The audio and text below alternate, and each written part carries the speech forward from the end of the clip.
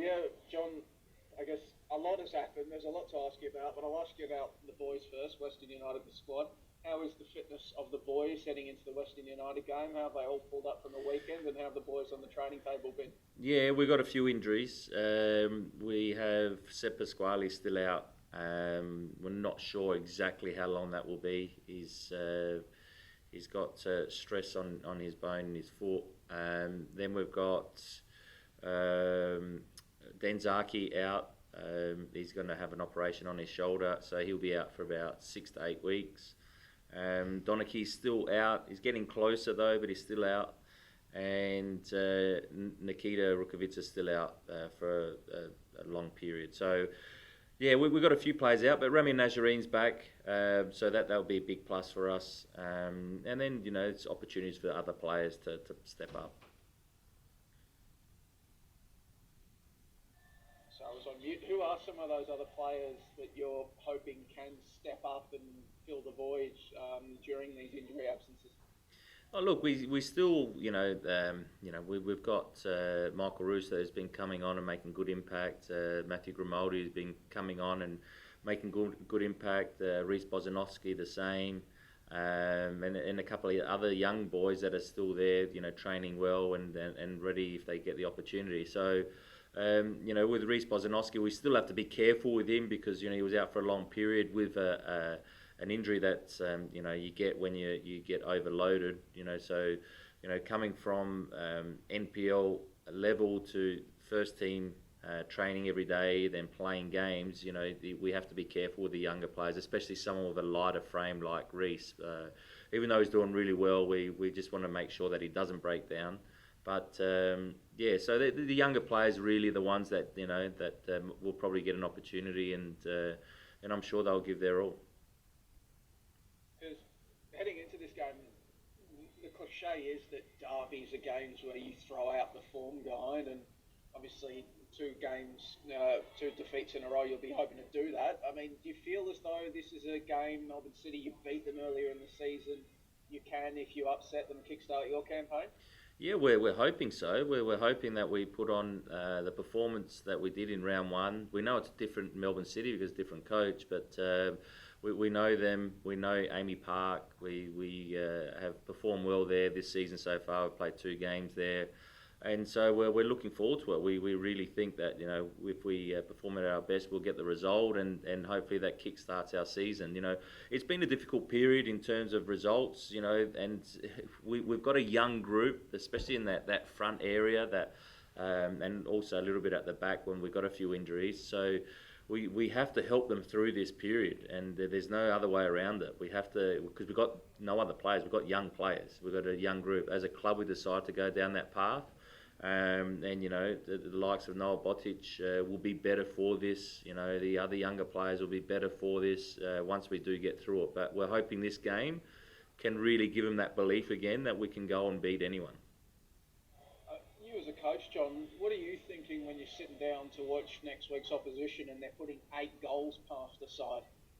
Oh, look, you obviously have to look at it and see, we know their strengths. We know they got quality all over the field. That every single position is an outstanding player, but that's Melbourne City.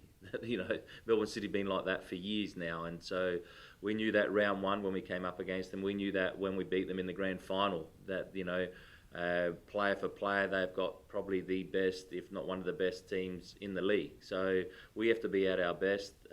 They caught Brisbane on the break a lot. So we have to make sure we don't allow that to happen.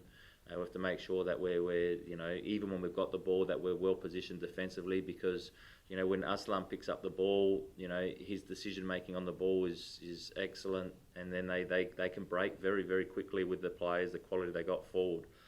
So we know that, but we can't look at that too much and be too worried about it. We have to make sure we play our game. In terms of Brisbane Roar, obviously your brother's now left Brisbane Roar. Have you spoken to him since then? I mean, what's your understanding of that situation?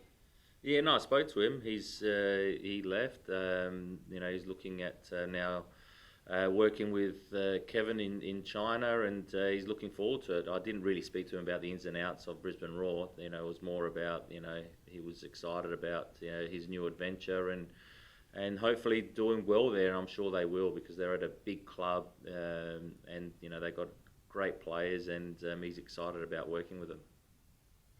And yourself, John, we've seen the announcement today about West Melbourne Group bringing in more investors, and Sarasis has been talking about the stadium timelines for that and getting into the training base. Is that something that you're paying attention to and has, you know, lifted your mood and some moods at the hangar?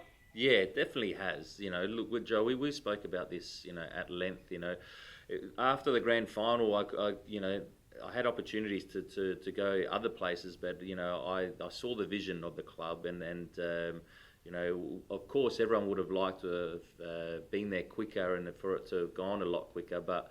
You know, sometimes you get setbacks, but with Johnson Controls coming on board, Yorland coming on board, that's massive for our club. There's still going to be hurdles in the meantime. We're still, you know, we're dealing with, you know, certain issues in the meantime. But I've known this for a while. I'm in constant conversations with, you know, people at the club. So we knew this is going to be a difficult period, and you know, we can only focus on what we're trying to do on the field, but you know, sometimes that can affect what you're trying to do on the field. But we're building. It's a journey that we're on. You know, we won the championship after 3 seasons. You know, so I'll talk about building a house. You know, we built it from the roof down, but now we have to make sure we get the foundation right, because that's how you sustain a club. And I want to be part of something that, you know, you can leave in 50 years' time. You know, you go back and you know that you've left something there, and you know, not just winning a championship, but building something, you know, and that's what excites me so much. I mean, is this the clear signs of progress bringing people in? Was that important to you, though? Because you obviously believe in the journey, but your patience isn't infinite. Yeah. So are you pleased, like on a personal level, to see this progress? Yeah, I am. Definitely pleased. Because it makes it, you know, because, you know, sometimes when you're in discussions, you know, until you see it, happening, you know, sometimes you think, well, is it going to happen? When's it going to happen? But you know, I know it is happening, and I know it will happen, and it's a massive project. You know, it's huge. So, you know, it doesn't happen overnight. It has taken longer than what we first expected, but you know, once we're in there, and you can just see that the growth of it. You know, they're saying by 26, 27 the stadium, and you go, wow, you know, that's not too far away. First of all, we want to get into our training facility that we'll play out of, and then you can really start to build that you know, connection with the West, and that's what we want to do. You know, we want to build that connection. At the moment, it's been hard. And I understand the outside noise. I totally do understand the outside noise from not only you know, our fans that they're getting frustrated, or you know, with things are going off the pitch and also on the pitch not so well, but also from, you know, other footballing lovers, you know, seeing, is this happening? Is this going to happen? But we have to block that out and make sure we just focus on our journey and we get through it. You mentioned wanting to move to the West as quickly as possible, playing out the training base. Have you been given any updates about when you'll likely be able to A, train at that training base, and B, actually stage a game there? No, not necessarily a date, because it's pretty hard for them to give us an actual date. I know that they're saying that we'll at least play 4 to 5 games out of there this season, so that's what I'm hoping for. You know, if we can do that would be brilliant for us, because that'll also, not only for this season, but prepare us for next season. That's it. That's our home stadium. You know, so but a date, you know, we haven't been given an actual date. And I'm asking this of every coach I speak with this week, John. Were you aware about the change from wins now being greater than goal difference when it came to determining ladder position? Because at the moment, no other coaches I've spoken to were. Are you the exception? Did you know? No, I didn't know. I only found that out the other day when we were looking at the ladder, and Wellington ended up being higher than Victory, and so I didn't know about it. You know, it's I don't know when that came about, if that happened before the season, but yeah, sometimes the coaches are the last to find out about it. I mean, in a play, is it a boost for you at Western United? Because your goal difference was minus 16, but now all of a sudden that's not such an anchor on your season.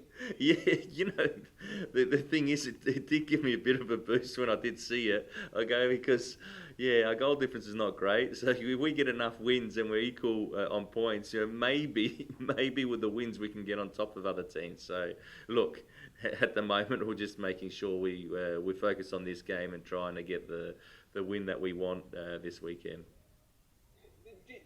On a more serious level, John, do you think it will affect, maybe not necessarily yourself, but how coaches, men's and women's around the league approach games, ostensibly now because a 1-0 win is just as good as a 4 or a 5-0 win outside of extraordinary circumstances? Um, yeah, I'm not sure how other teams or coaches will approach it. It's funny to see it because we haven't dealt with that before. It's normally gone off a goal difference, but I can understand that the wins. That will that make teams go more for a win? Maybe. Maybe we'll see more excited and open games. But I still think that a lot of the games are exciting anyway. So, yeah, I'm not sure, Joe.